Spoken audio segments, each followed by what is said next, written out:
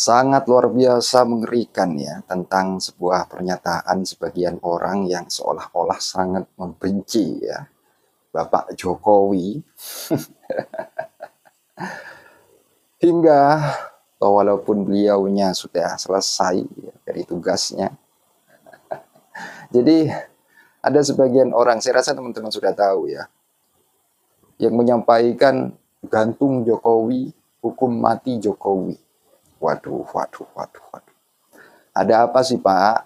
Kenapa sih Pak? Ya. Ini menarik ya untuk kita saksikan bersama. Dan mari kita cermati ya dari apa yang akan dia sampaikan ya. Dari apa yang sebentar lagi akan keluar dari mulutnya ya. Apa saja kita lihat bersama-sama, kita dengar bersama-sama. Oke, sambil juga kita dengarkan dari sebuah kritikan Gus Hanif Farhan ya. Oke, biar tidak panjang lebar, kita intro terlebih dahulu. Silakan. Iya.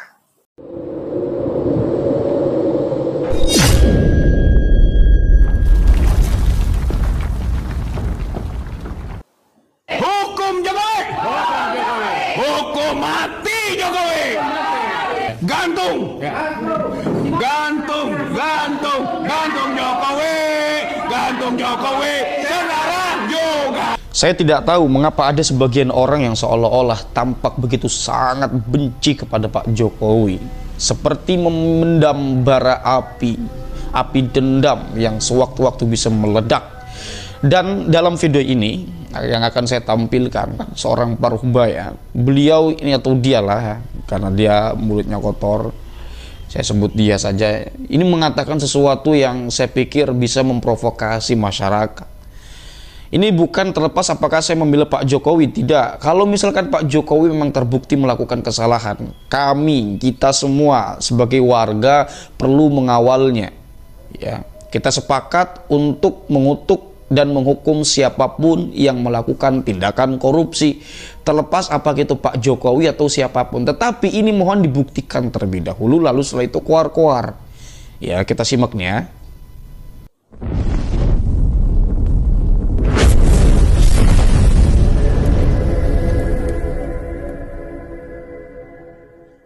Ini gara-gara Jokowi. Jokowi itu corrupt, ya, melakukan korupsi.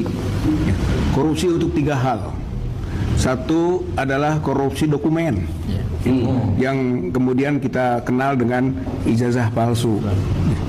Yang kedua korupsi kekuasaan, gitu, authority corruption. Yang ketiga adalah korupsi kekayaan. Gitu. Jadi 3 korupsi. Power tends to corrupt, and absolute power corrupt absolutely, kata Lord Acton. Gitu kan. Kekuasaan itu cenderung korup. Tapi kalau kekuasaannya besar, maka pasti korupsi. Gitu. Maka konklusinya adalah Jokowi ini punya kekuasaan yang besar. Maka berdasarkan dalil tadi, gitu ya, dalil politis, dalil sosiologis, pasti korupsi. Nah, terbukti melalui investigasi TPUA dan teman-teman lain, aktivis, ulama, tokoh, semua bergerak membuktikan itu. Ketika termasuk pembuktian ijazah palsu, ini poin pertama.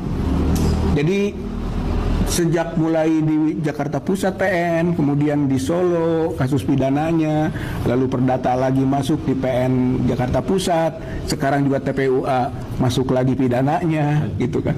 Bayangkan 10 tahun pemerintah tidak bisa membuktikan aslinya. Jadi jangan berpikir buktikan palsunya. Buktikan aslinya. 10 tahun. Gitu. Jadi di sini berlaku azas, kalau dalam hukum Islam namanya mafhum mukhalafah. Gitu ya. Kalau dalam hukum positif yang selalu kita pelajari, argumentum a contrario. Yaitu kebalikannya. Maka ini membuktikan benar bahwa kasus seperti ini berbasis pada pembuktian terbalik sebenarnya, gitu. Jokowi tidak bisa membuktikan asli, maka kebalikannya ya palsu sampai sekarang, gitu. Maka boleh rakyat ini memvonis sebenarnya, menjudge bahwa memang palsu. Gitu. Hadiahnya palsu Berbasis itu pada apa? ini. Hadiahnya kepalsuan itu apa? Nah, akibatnya semua produknya bisa bermasalah. Itulah yang kemudian disebut semua ini gara-gara Jokowi. Gitu ya. Insya Allah. Nah, insya Allah TPUA terus bergerak ya, untuk membuktikan sampai pada konklusi memang Jokowi tidak punya ijazah asli. Gitu. Dan itu nanti akan menjadi satu skandal besar nasional, skandal besar internasional. Seorang presiden 10 tahun berbohong tentang dokumennya. Harusnya PBB tersinggung ya. Itu yang kita sebut tadi documentary corruption. Ya. Yang kedua jelas kekuasaan. Coba saja di pemilu cawe-cawe merasa bahwa dia dominan kekuasaannya, semua bisa diatur, semua bisa disandera, semua bisa dikendalikan. Sampai DPR juga menjadi tukang stempel kebijakan rezim Jokowi. Itu adalah korupsi kekuasaan. Makanya dalam skala internasional, ya, High Commission of Human Rights gitu ya, menyatakan Indonesia di bawah rezim Jokowi itu pelanggar HAM. Apa? Yaitu ikut sertanya Jokowi ngatur-ngatur pemilu, termasuk menggolkan Gibran. Itu pelanggaran HAM menurut High Commission of Human Rights yang berkedudukan di New York. Itu. Jadi ini konklusi bahwa korupsi otoritas. Gitu. Nah, yang ketiga ini adalah korupsi kekayaan negara yang habis, digerus, diangkut, dijual. Kedaulatan negara ini, kekayaannya sudah berpindah ke tangan asing. Bagaimana menjadi masalah besar. Oleh karena itu tadi posisi RP, Organized Crime and Corruption, gitu ya, reporting project, gitu. Jadi di situ ada disebut dengan crime organized, dan yang kedua crime corruption. Jadi organized corruption maksudnya ya. Jadi bahwa kejahatan Jokowi itu terorganisir dan korupsinya terorganisir. Makanya dia bilang, mana bukti. Pala lopean. Ini hasil investigasi. OCCRP adalah lembaga internasional yang kredibel. Maka harusnya PPAT, BPK, kepolisian, kejaksaan, KPK bergerak. Ulah cicing wae, Ulah sare wae, ulah ngajedong wae. Kapolri harus diganti. Jaksa Agung harus diganti. KPK juga harus komisionernya.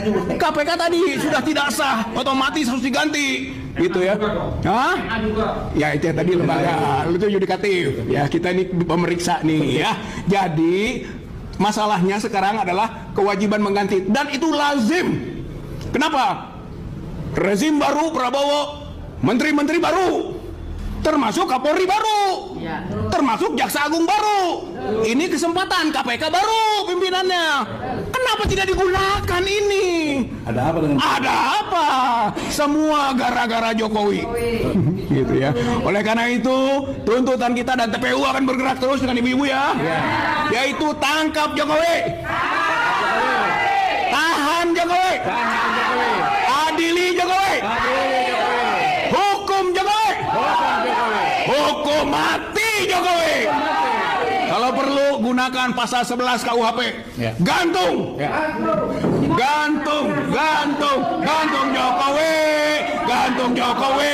Sekarang juga. Gantung Jokowi. Gantung Jokowi. Sekarang juga. Allahu Akbar.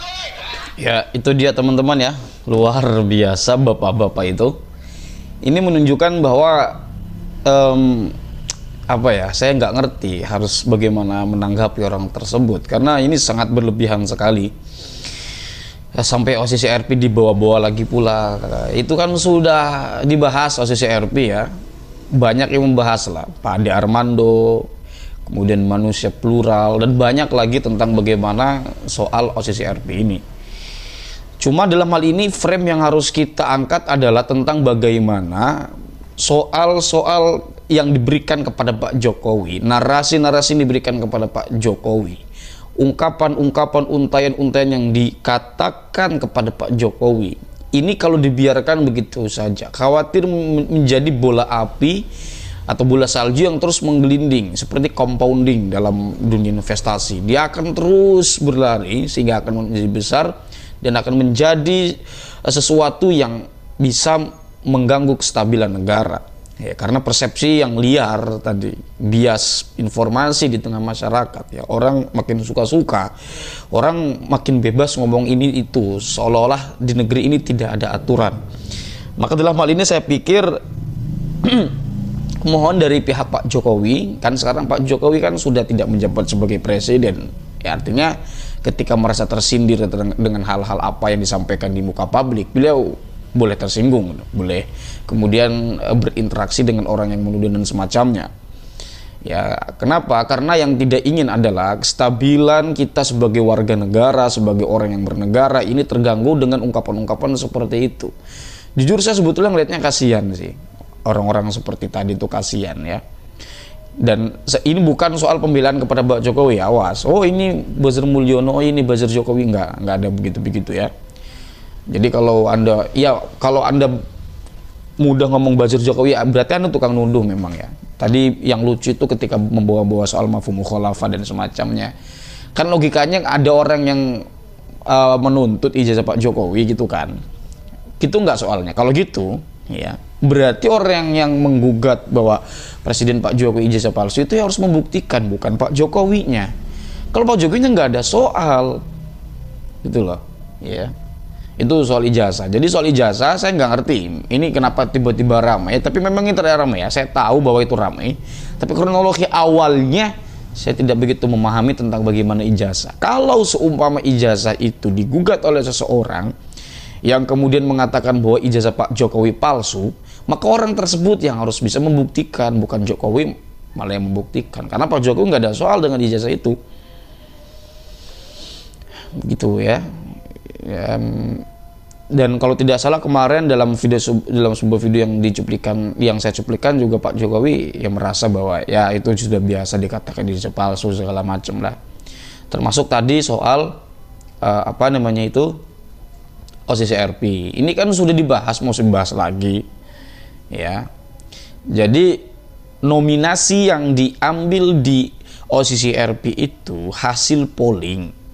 Buktinya Presiden Suriah itu tidak ada di nominasi tapi dinobatkan oleh OCCRP.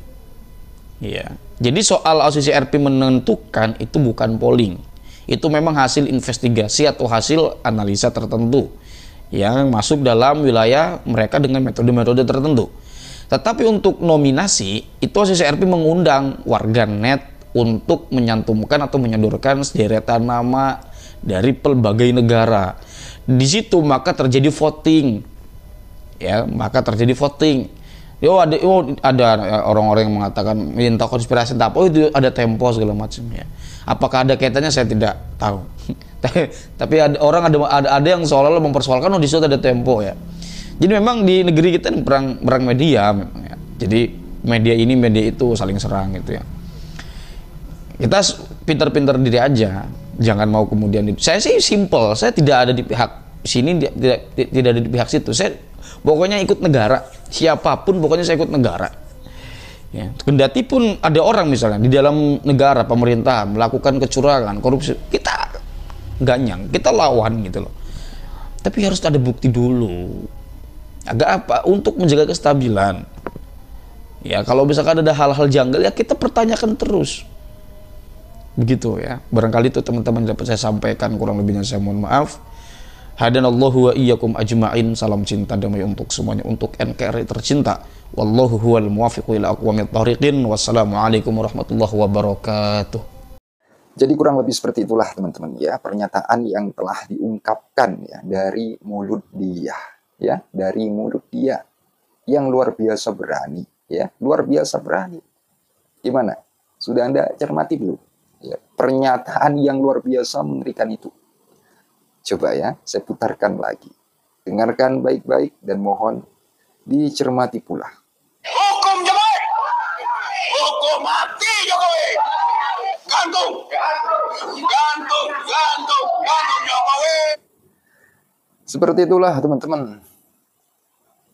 Gimana gak kaget ya? Lawang ungkapannya gantung mati Jokowi.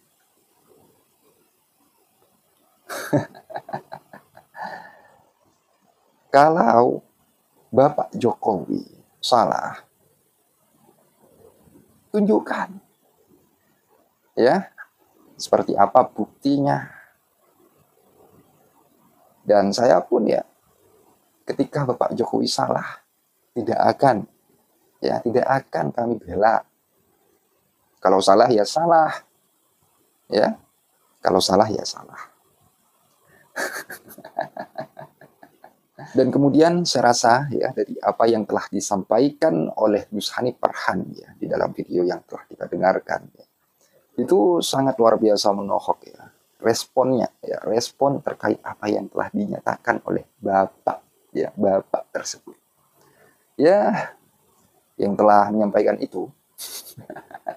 Mohon itu ya, ungkapan Gus Hanif itu dicerna ya. Kalau salah ya tidak akan kami bela. Jadi kaget ya mendengar pernyataannya yang seperti itu. Kaget, beneran. Mungkin hanya itu teman-teman ya, saya rasa sudah cukup dari apa yang telah dipaparkan oleh Gus Hanif Farhan. Dan ya, selamat memahami video itu ya. Dari saya apabila ada kekeliruan, kesalahpahaman dari apa yang telah saya kemukakan, dari apa yang telah saya sampaikan, saya Al-Fakir Official, mohon maaf sebesar-besarnya. Akhirul qaul, ihdinas siratal mustaqim. Wassalamualaikum warahmatullahi wabarakatuh. Terima kasih. Ya.